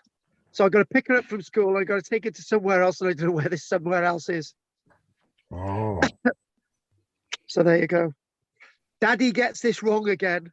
So I can blame it on her if it goes wrong, but I can't blame her on it because it's my responsibility. Oh, sorry. Right, okay. So anyway, let's crack on. So here we go. Right, so we've got 3 things I want to look at with Doggerland. And if we've done that, I do believe. And hang on a minute. So I'm just going to make sure. Okay. Hang on. Oh, is that what I wanted? Hang on. There we go. Hang on. Let's just see. Oh. What's here? It's managed to get onto global cooling. I don't know how I managed to do that. I think my phone was listening to me. Right, okay. Right, here we go. This is that point. Fears dash for wind power could cut off lost world of Doggerland. Now, we did mention this. Archaeologists worry rapid expansion of North Sea projects could remove access to rare Mesolithic remains. Now, I argued, we didn't spend too much time on this, but I argued that it's a good thing that we've got these wind power doodahs going in, because they've got to look at the seafloor and they've got to analyze it and they've got to look at it. But I forgot about the one narrative. The present government has put shortcuts in where archaeological research isn't required.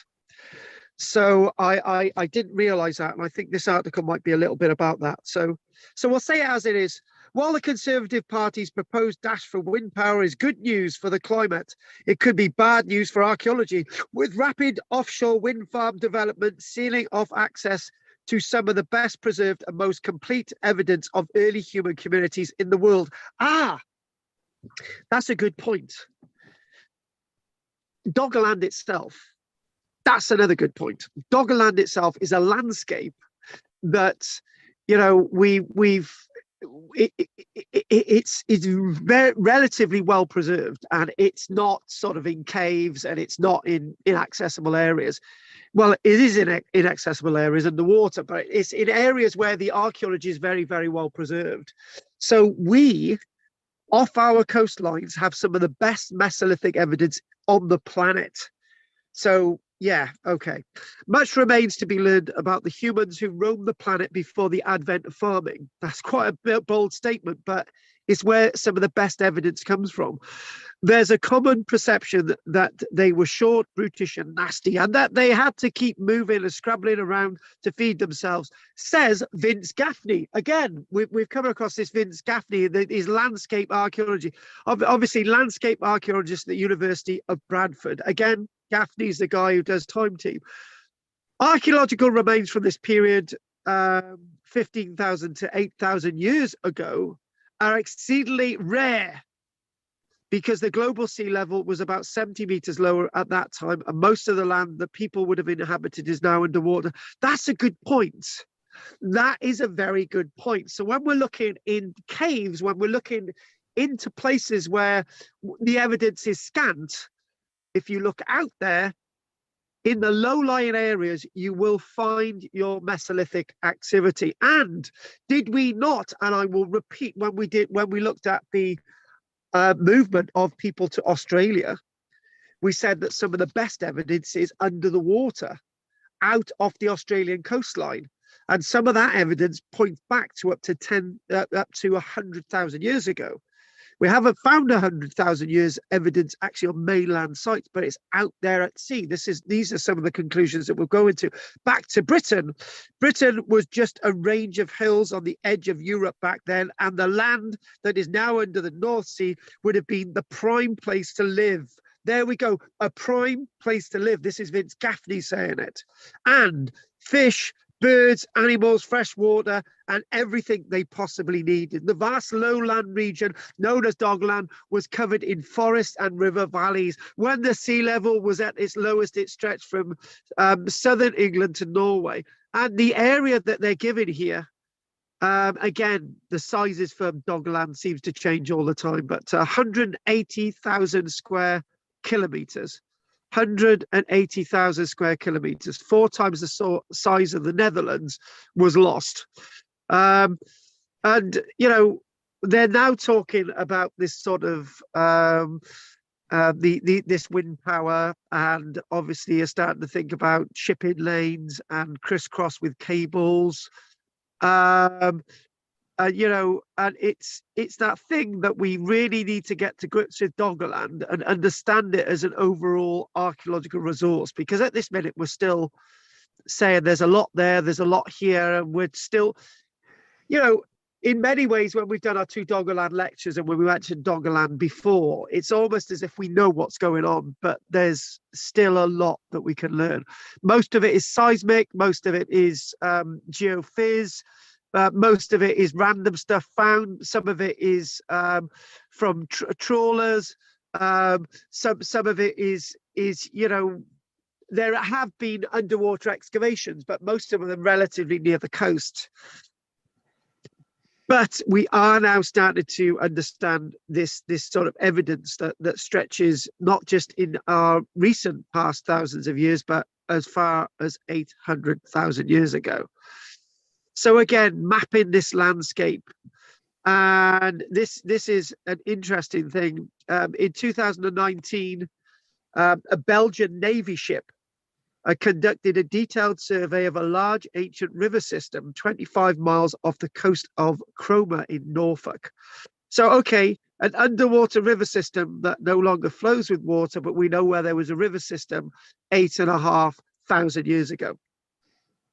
It was terrible weather and we didn't have long to do our survey, but straight away we found a hammerstone that dated to 10,000 years ago.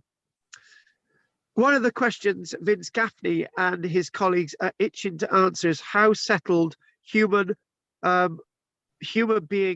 beings were across this landscape. This is a question that we've been asking. Are we going to get an answer towards the end here? Mesolithic remains are few and far between, but we are now starting to get evidence of major sites being excavated, Vince Gaffney tells us. We suspect that life might have been much more civilized than we imagine. I've not read this article before, but I would like to say, I told you so. We'll read that again. Vince Gaffney. We suspect that life might have been much more civilized than we imagine, and that these people had learned to preserve and store food. Baldner Cliff, the likes of the Cairngorms, the likes of those islands, Hebridean coastline, the likes of Limpet Mounds, the likes of Hazelnut, Hoyk, and so on and so on. This is what this is saying. They would also like to understand how much social interaction occurred between different communities and whether they traded goods. We got that last week for Nab Head, didn't we, in West Wales, where we got traded goods, where we've got manufacturing activities. This was a time of massive change for human society, coping with the challenge of climate change and sea level rise, and moving from a hunter-gatherer based economy to the foundations of agriculture. This is what we've been saying. And one thing, there's something in the wording there. Sorry. That point that Vin Gaffney has just made. They were coping with climate change. That's what we're talking about now, 8,500 years later. How ironic is that? For Gaffney and colleagues, the rapid development of offshore wind power presents an incredible opportunity and a concern, as I've said.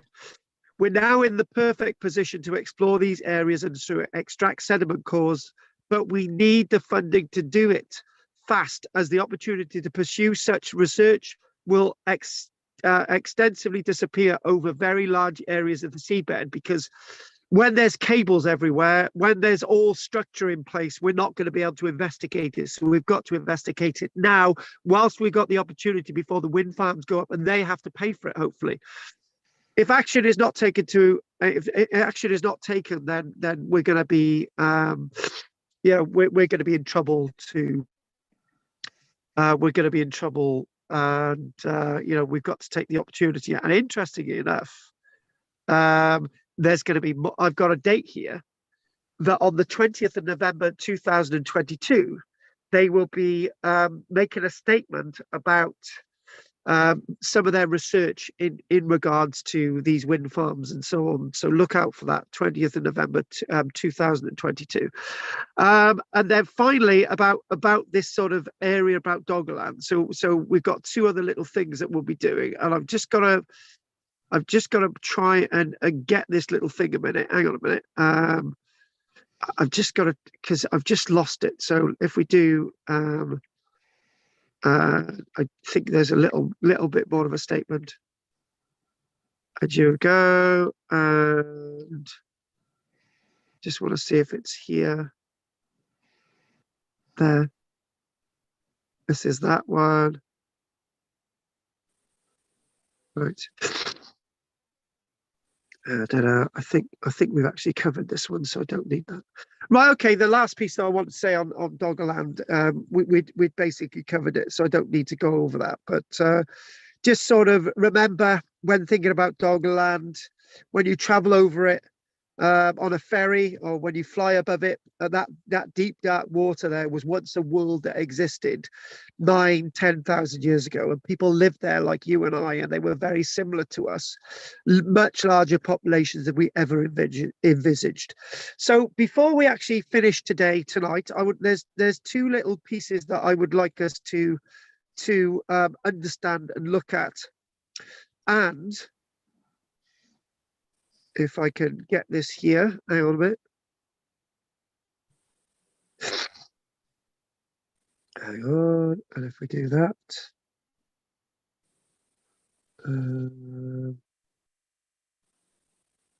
one second.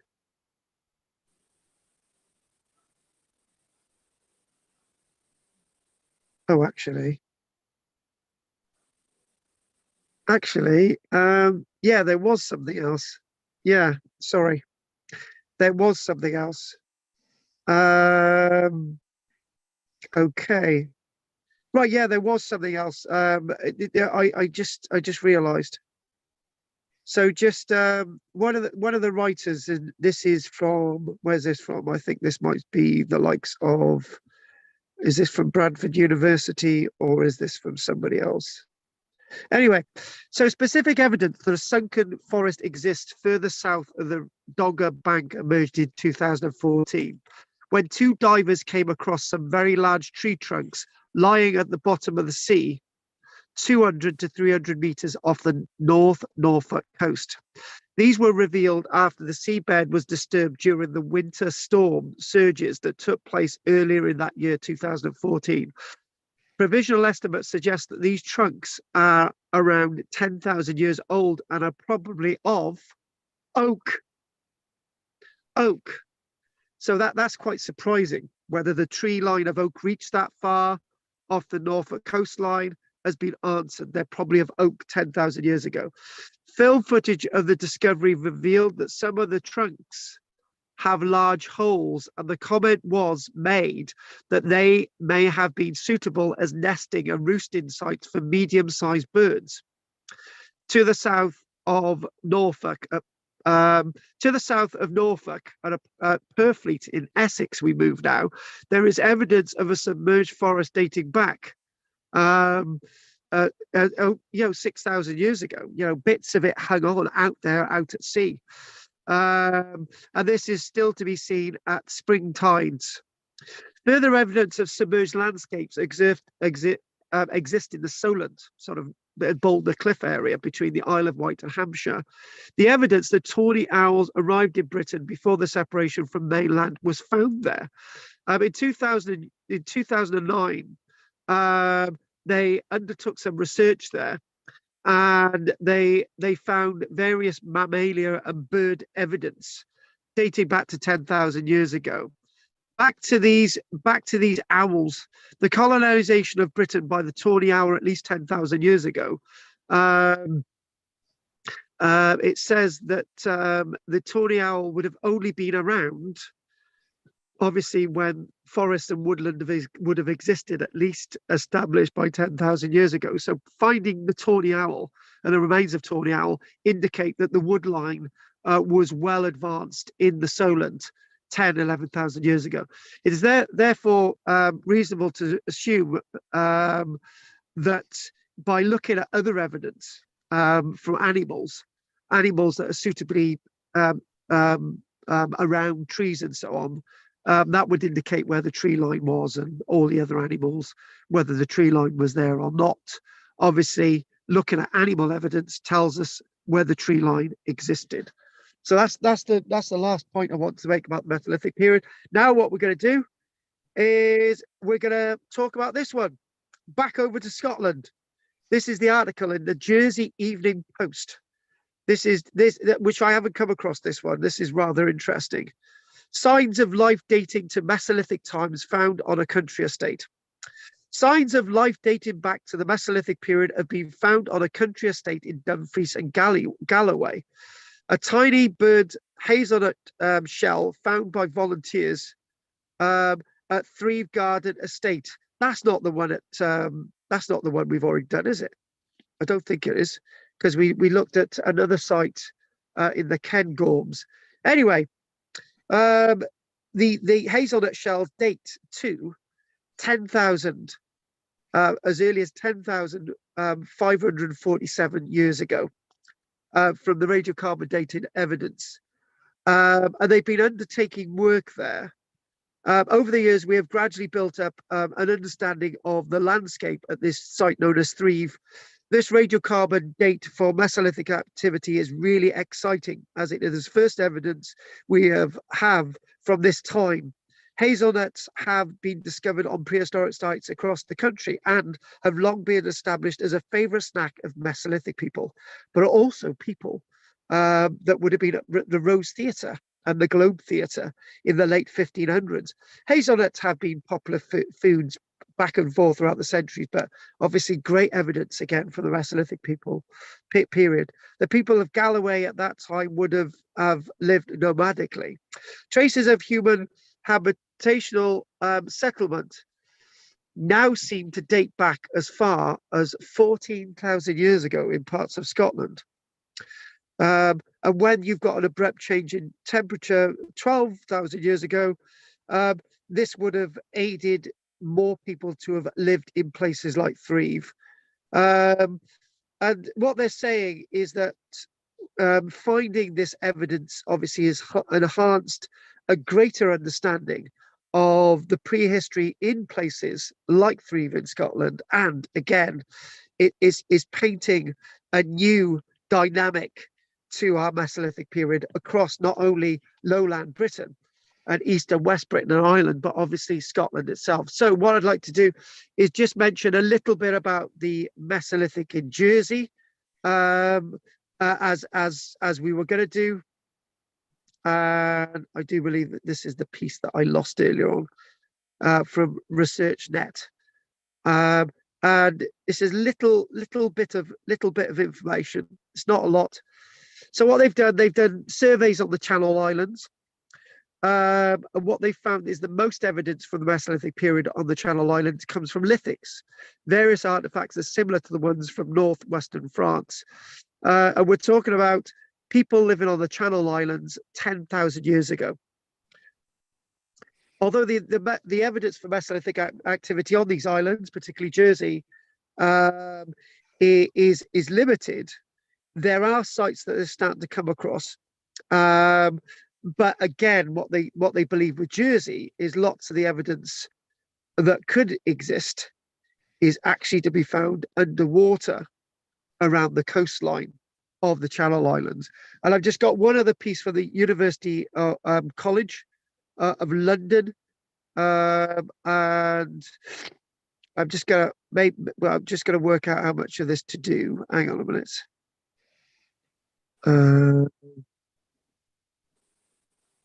How much of this do I want to do? It's quite a big piece actually, but it's mainly about northern France. So here we go. So they'd be looking on various sites in Jersey and Guernsey, studying the Mesolithic period. We argue that people were drawn to this area as a result of the dynamic environmental processes occurring and the opportunities they created. The evidence suggests that the area was a particular focus during the middle part of the Mesolithic, sort of 10,000 years ago, when Guernsey and Alderney were already islands, and while Jersey was still part of northern France. So that's a really interesting thing, that we've got Mesolithic evidence isolated on Guernsey and Alderney, but still at that stage, about 10,000 years ago, Jersey is still linked to northern France. And sort of that lifeline with Mesolithic movement is still connected with northern France at that stage. And what they are doing again is looking at that lithic evidence and the movement of lithic evidence and where it is. But eventually, by at least 8,000 years ago, Jersey would have become an island and would have become isolated and following the same journey that we find in other parts. There's a specific site known as Canal de Suez in Jersey, and they're looking at possible occupation at that site, along with another site in Guernsey known as Lihu. But again, the research is still ongoing, so we don't know much more than that. So what we're going to do is we're going to call that a day tonight, and we'll just, if there's any questions. No, No. no. What about you, Margaret? Well, I'm just looking on my phone.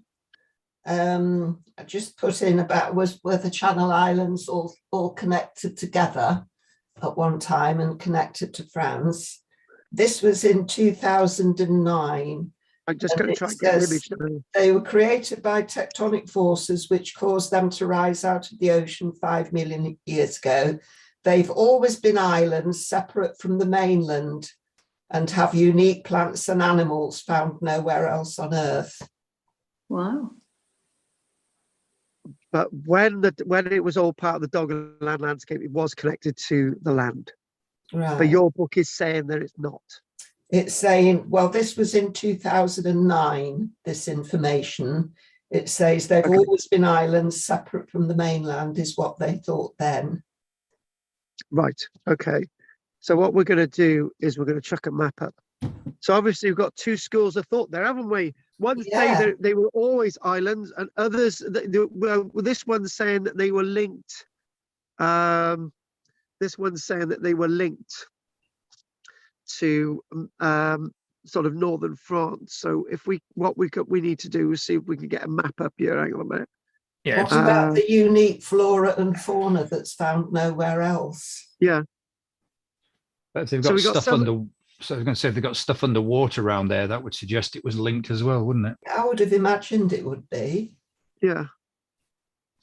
Yeah, I'm just trying to find a map here. We have to be careful. We'll have to give them back to France. Sure. Oh yeah, that could be a reason. Right. Politics sneaking in again, isn't it? Let's see if we can find a map now. There's one here. Hang on. Or do we just go with one of those big maps and we can see that they're clearly linked? Well, if Neanderthals have been discovered there, bones. Yeah, exactly. They have come over from Europe, hasn't they? There's quite a keen link between Brittany. I tell you what, if we, I've got one. Yay! I've got one. Hang on a minute. Hang on. Yeah, I've got it. I've got one. It's only a sliver. It's only slight. What, a slither of land? Well, we could say it's wadable. A causeway. So the Neanderthals would have waded over because they found a lot of evidence in Jersey, didn't they? Hang on, I've got a map here that shows Guernsey, Herm, Sark, and Alderney, but no Jersey. Ooh. Oh, Oh no, I'm really screwed up by. Let's just show you this one a minute. Hang on a minute. Let's just show this one. Hang on a minute. Let's just go on that one screen. Good. There. Okay, we're struggling on this one. Right, that one there. ooh. Well, where's Jersey? That's interesting. Oh, So this is all the land stuff, right? Yeah. yeah. So you can clearly see that sort of that thing that I mentioned. It was saying about Alderney and Guernsey by what was it, 10,000 years ago were islands, right? So if we go see that one's about sea change. So if we go to this website, see if we can get some images on this one. I wasn't meant to be doing this, but we'll have a little look anyway. Is Jersey just not a little bit further south than that and wasn't on that one? But, well, it's got to be somewhere, haven't it, Andy? It's a submerged island. and Wandered that's it. off. Yeah. It's just wandered off. Maybe it's new. Maybe it's a new island. A big Have you seen cranog. that Monty Python thing, meaning of life, and they've got tower blocks wandering around? Yeah, yeah. Do you know what we're going to do? We're going to go for an image of Doggerland, and we're going to do it that way, Doggerland, right? And we're going to say, look, there's Jersey. It's clearly on the map. Right, go for it. Right, okay.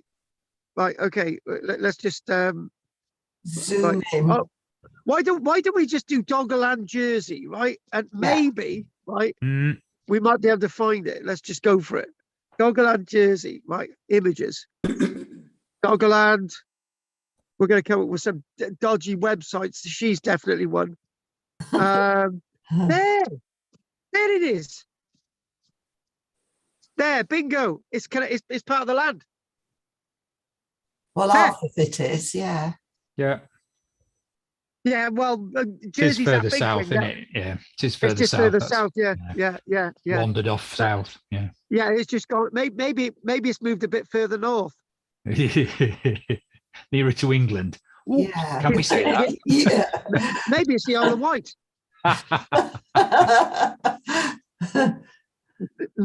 Oh, there's another one there. Look at that there. You can clearly see there. Yeah. Guernsey has buggered off. That's 10,000 years ago. Guernsey's still part of the land. Yeah. It's just. Have you noticed this? In the other one, it was a bit further north. In this one, it's further south. Well, one of them's an island though there as well, isn't Yeah, it? yeah. That's Guernsey. That's an island. Yeah. Guernsey. Well, wish they'd make their minds up. Well, yeah. Look, in future, Margaret, keep your comments to yourself. Yeah. we need a field trip out there to sort it out. Yeah. What, we're going to walk, are we? Oh, I tell you what, right, Andy, this is a good idea, right? If you can walk from Brittany out to Blooming Jersey, you've proved the point that it's still connected to the land. You've seen those big inflatable balls you can walk in? Yes. Zorbing. Yeah. I always wanted to walk across the channel like that to say you'd done it like they did 7,000 years ago. Yeah. Isn't that Port Marion thing, the prisoner thing? From the 60s? Yes. That's there. Yeah, they're weather balloons, but yeah, same principle. Yeah. The prisoner. Yeah. I'm not a number. I'm a man. Yes. Do you remember I don't know where we got now. to go completely off piste, but talking about climate change, climate change, when 9/11 happened, and they stopped that they grounded all the planes. Yeah. The temperature in America shot up. It did. Went up over a degree. Yeah. And they said the vapor trails from the planes probably kept the planet cooler. Yeah. It's bizarre, isn't it? Yeah. Yeah. Yeah. So yeah, it's absolutely true. Because the cloud reduced the heat. So what you're saying, if I stop doing these lectures every week, there would be less rain because the vapor trail coming out my mouth. yeah, Yeah. and that would escalate global warming even further. Yeah. All adds to it. So I've got to continue doing these lectures. You do to until save the planet. Yes. Oh, Yeah, forever. Till you're not dead. Yeah, thanks, love. Thanks. Oh, I no, you really could just appreciate record that. a few just in case. Yeah. How does that work? Or you can So play them what- afterwards. Yeah. So what you're saying, moisture is still leaving my mouth when it's done on Zoom. Yeah. Oh, yeah. I think Absolutely. you're gonna have to spin things out a lot. Virtual. Yeah. Yeah. I think See, we're going to do the when mesolithic somebody- for at least another 2 months. When when somebody says people need to stop talking. Yeah. Yeah. I don't know. Right. So anything. Right. What we're gonna do. I think Drina. We've still got you to ask, have we, Drina? I've got no questions. Thank you. And nothing from Peter, Andy, Margaret, or here we go. When we ask David, we gotta say goodbye, David. Well, David, Goodbye. anything you want to say? No, thank you. Are we seeing you next week, David? Yeah. Good. Okay. Anyway. Bye-bye. Anyway. Dogger Bank David. is still walkable in He's low gone. tides. Well, I You can don't. still walk on Dogger Bank at low tide. I don't Yeah, think. Play I don't- cricket there every so often. No, that's Goodwin Sands. That's the Dogger Bank. I think I seem to remember a few months ago we looked that one up and it because I thought the same thing and it wasn't. It was Goodwin Sands that come, but not Dogger Bank. Dogger Bank it says. I seem to remember that it said it was Right, here we go. about 15 meters underneath at the lowest tide because I thought it came out still. Well, yes, that's what I understood. Yeah. That well, Dogger we're Bank gonna was, get the Goodwin Sands on now, high guys. and We're gonna dry. do this. Well, Goodwin Sands is just off the Thames, so it's a lot nearer in. So No, we got to see him play. We got to do it. We got to see him playing cricket Hello, on Goodwin Fluff. Sands. hello. What the is hell that was a that? cat? Is that a cat? Yeah, he's just come in. Oh, I could hear him meowing. So what's this? Goodwin Sands. Oh, look. Look, Ozzy. Ozzy loves cats. Goodwin Sands. Pussycat. Pussycat. No, he's too tired. Right, you guys, we got a year. Oh, I gotta show you Goodwin Sands. Well, the map you were showing of Doggerland, that's part of it. Yeah, I know, but we got shut up, Pete. We got to look at some images of Goodwin Sands. Right, Be Sands. Yeah. there we go. It's an image of sand. Yeah. Do you If think that's included if that is included in Doggerland, then yeah, yeah. Oh, yeah, it's Absolutely. bound to be, isn't it? I suppose it is. Yeah. Well, yeah, of course it's You wouldn't get a very good game of cricket on there, would you? That boat's not looking very good. not. They're not. That's a light ship and it's sunk. That's no use. About bloody says shipwrecks off Goodwin Sands. Yeah, that's why it's there. Even the light ship sank. It was that bad. Where's the bloody light ship? Hey, it's on the left. You keep going past Black it. and There, white. there. Black and white. Where it is says Yeah, like you're going through South so Goodwin. fast. That's the South light ship. Goodwin.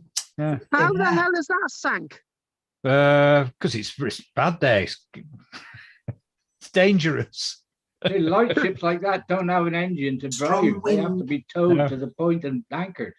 2,000 sunken ships fly. Wow, A lot, isn't it? that is a lot. Yeah. Well, Right. didn't Helen sink 1,000 ships? Bloody else did it? This one sunk No, 2,000. that launched 1,000 2,000. ships. But my ex-wife is called Helen. No bloody wonder. Ah, right. Yeah. There's Goodwin Sands out there. There it is. Well, it's quite a long way out, isn't it? Mm. Mm. Yep, Doggerland, definitely. South Yeah, Doggerland. definitely Doggerland. Yep. Yeah. No. It's southwest Doggerland. Yeah. It's Yeah. still Doggerland. Posher suburb. Yeah. And you can find Heinkels. Ooh. Or is that a yeah. Blenheim? Oh Don't yeah, know. that's a Blenheim. That's a Blenheim, isn't it? Yeah.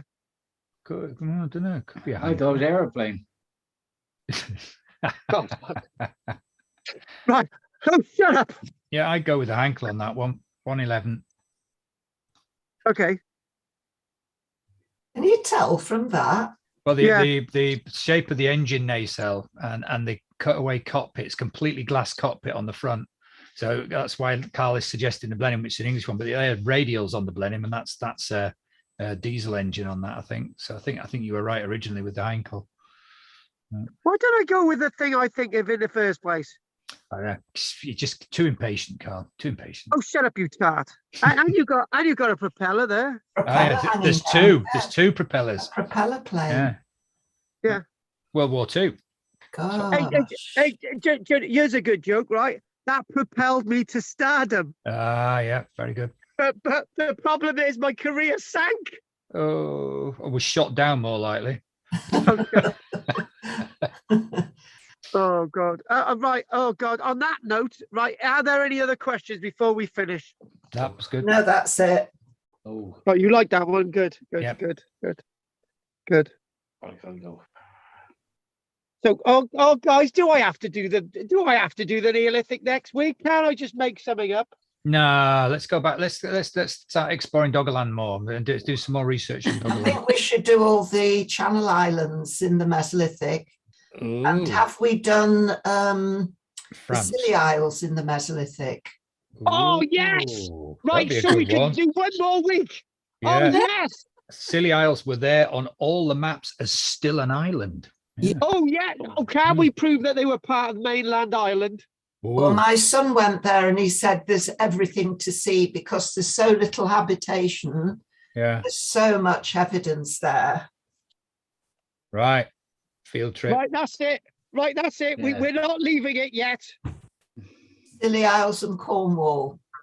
No, don't encourage the man. I want Pete to get better and it might just pique his interest. Mesolithic tin mining. Yeah. Yeah, Oh, absolutely. Yeah. I've actually. They have to have started somewhere. Pete up. What? Oh, here we go. Paleolithic. Oh my bloody God! Leave Here it we till go. next week. Oh, Yeah, there's- surprises. Yeah, I will. Here we go. Oh no, it includes. Oh no, Leave it till next week, Carl. Oh no. Oh no, I gotta do silly in the Cornish. Oh, why did you even mention it, you silly Because person? it'll be really good. Yeah. All right. I bet there's loads of submerged forests around the Scilly Islands between there and Cornwall. What about Yeah, and Rockall? Cornwall, guess. What about Rockall? Rockall? Yeah. It's the What about- furthest point most west of here. It's right in the middle of the Atlantic. Yeah, oh I've God. always that wondered what it was doing there. Is that the one with that's got a lighthouse out there? Hasn't Yeah. it? Yeah. Yeah. Didn't Pete tell a story about that? Yeah. Have you been, Pete? No, that was in West Wales when that was. I remember you telling a story about a lighthouse. Yeah. Oh, now you got me. I'm I trying can't to remember what the name it of was it. One out in called. West Wales, Yeah. off the West Wales coast, where there was two lighthouse keepers and one died. Didn't you Oh, go and yes. knock on the door or something? Oh no, that was Bishop's Rock. Yeah. Yes. Bishop's Rock. Oh yeah, Bishop's Rock. They were. Well, he was one of our members of the society. He was a lighthouse engineer, and he was servicing the Bishop's Rock lighthouse. Yeah. And they were sat in the kitchen having a cup of tea. Two of them. One of them was in bed upstairs because he was a night man. And they heard a knock on the door, so they looked at each other and said, "No, are you taking the mick?" I was thinking the other one was knocking on the table or something. He said, "No, it's not me, it's you." He said, "No, it's not me." So they answered the door, and there was a Frenchman there. Yeah. He'd been sailing past, and he decided to stop at Bishop's Rock and come up and knock on the lighthouse door. Yeah. That, He stayed for a cup of coffee before he sailed off to Ireland. so they weren't paying Cheeky much bastard, attention then, were they? Hang on a minute, what a cheeky knocks on the door, Typically gets a cup of French. coffee. Yeah. Yep. Typical French. Should have given him tea. We don't have coffee. We've only got tea. You've only got tea. Oh, I'm going. I'm going. Could have caused a Oh, fight. My boat's been stolen from somebody from Barry. Yeah. Fancy knocking on a lighthouse door. That'd scare the hell out of them. So a chap that came to do a bit of work in my house. He was over on Flatholme, and it was about 2 or 3 o'clock in the morning, and they heard a knocking on the door, and he went and answered the door because he was downstairs, and there was a drunken Russian seaman. The Russians, these 3 Russians have been on their ship in in Somerset, and they rowed across the Barry for drinks, and they've been in Barry drinking. They got totally caught by the tide. Yeah. and then they're on the way back. They got lost in the fog, and they landed up on the Wolf Rocks. And as it got daylight, they could see Flatholme, so they then rowed to Flatholme and went up and knocked on the farmhouse door, and this chap answered the door to them. So he called to the the warden who was upstairs in the flat upstairs. Said, "Oh, there's somebody at the door." They said, "Don't be silly, go back to bed, you." You've been drinking again. Said, "No, there's somebody at the door." So he went and answered it, and they said there were these 3 drunken Russians from this ship. You've been invaded by the Russians. Yeah. They took him in, gave him a cup of tea, and then they called the Coast Guard who came and picked them up. Yeah. Hang on a minute, they gave him a cup of tea. Yeah, well, you can give, exactly, they should have given the Frenchman a cup of tea. Well, they probably did. I don't know what they did. Gave him out on Bishop's Rock. They were drinking a cup of tea. I think there's a poem in that, Pete. Yeah, more than likely. Well, the Frenchman who had a cup of tea. It was Right. made to have a cup of tea. Yes. On that note, my friends, Aye. I Right. think we better call it a night. Yes, please. do. Anyone else want to say anything else? No. Interesting one. No. Thank you. No, thank you very much. Okay. Look, not a problem. Anyway, Gina and Margaret and Andy and Peter and obviously David and whatever, and Claire and Sandra. Anyway, whoever's not with us and whoever's with us, I will see you all next week. So we're doing are we doing Jersey next? Oh no, Scilly Isles we're doing next week. Scilly aren't we? Isles. Yeah, we're doing Silly Eyes. We're supposed to be doing the Neolithic period next week, but no, you guys have talked me out of it. That was Yep. really difficult. Silly, Oh, it silly is, mesolithic. Yeah. Fascinating place, the Scilly Isles. Yeah. Yeah. I don't think we've ever done the Silly Isles with anything. Yeah, we have. Yeah, we Have we? touched on it a while Yeah. back. Yeah. Yes, but we only did. briefly. Yeah, only briefly. But there we are. I'm sure you'll do it justice. Yeah. Yeah. My hopefully. face has gone very red because the heating suddenly kicked in. Oh, And I'm not used to it, so it's obviously above 13 degrees tonight because that's what my heater's on. And I feel really hot. Did you hear about the pirate who went in the butcher's? He said to the butcher, he said, what's that playing on the radio? And the butcher said, "Oh, don't be silly. It's the 4 chops." Oh, dear. The four what? 4 tops? 4 chops. Oh, Chops, 4 chops. Hey, ham or pork? do you want my 2 conservative votes? My jokes. Have you heard this one? Right, tell me if you have. When Liz Truss is no longer Prime Minister, right, she's got a job in the roof as a roof truss, right? Oh, good. So Ricky Sunak, right? He went to a bankers conference the other day. He spoke for a whole hour and there was no response, right? And he said, "Look, guys, what's wrong with you?" And they said, "We've lost interest." Oh dear. But what about this final one? This is a good old pirate joke. There's this pirate. He's on a desert island, right? He's there for week upon week, right? And he's been drinking really heavily. And you know what? We just think he got wrecked. Oh dear. No. Oh. Terrible. So And that's gone out live on YouTube too. it is. Yes, Oh, what about this one? To all the audience, we're very sorry. There's probably loads watching. And one last thing. What about one last thing, right? Why do cats not like trees? Don't know. Why do cats not like trees? Because they don't like the bark. Ah, fair enough. Yeah, good one. Yeah. You hear that, Ozzy? You hear that? Oh God, Ozzy's lost the will to live. I know. Yeah. I know. Yes. Thank goodness he's deaf.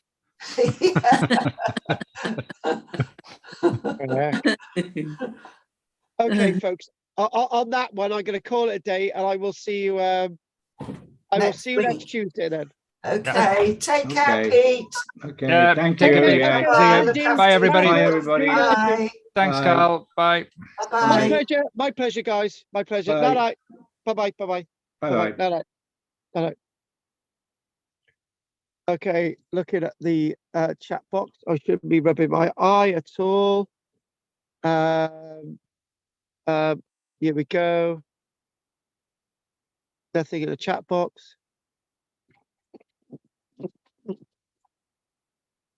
Nothing there at all. Thank you very much.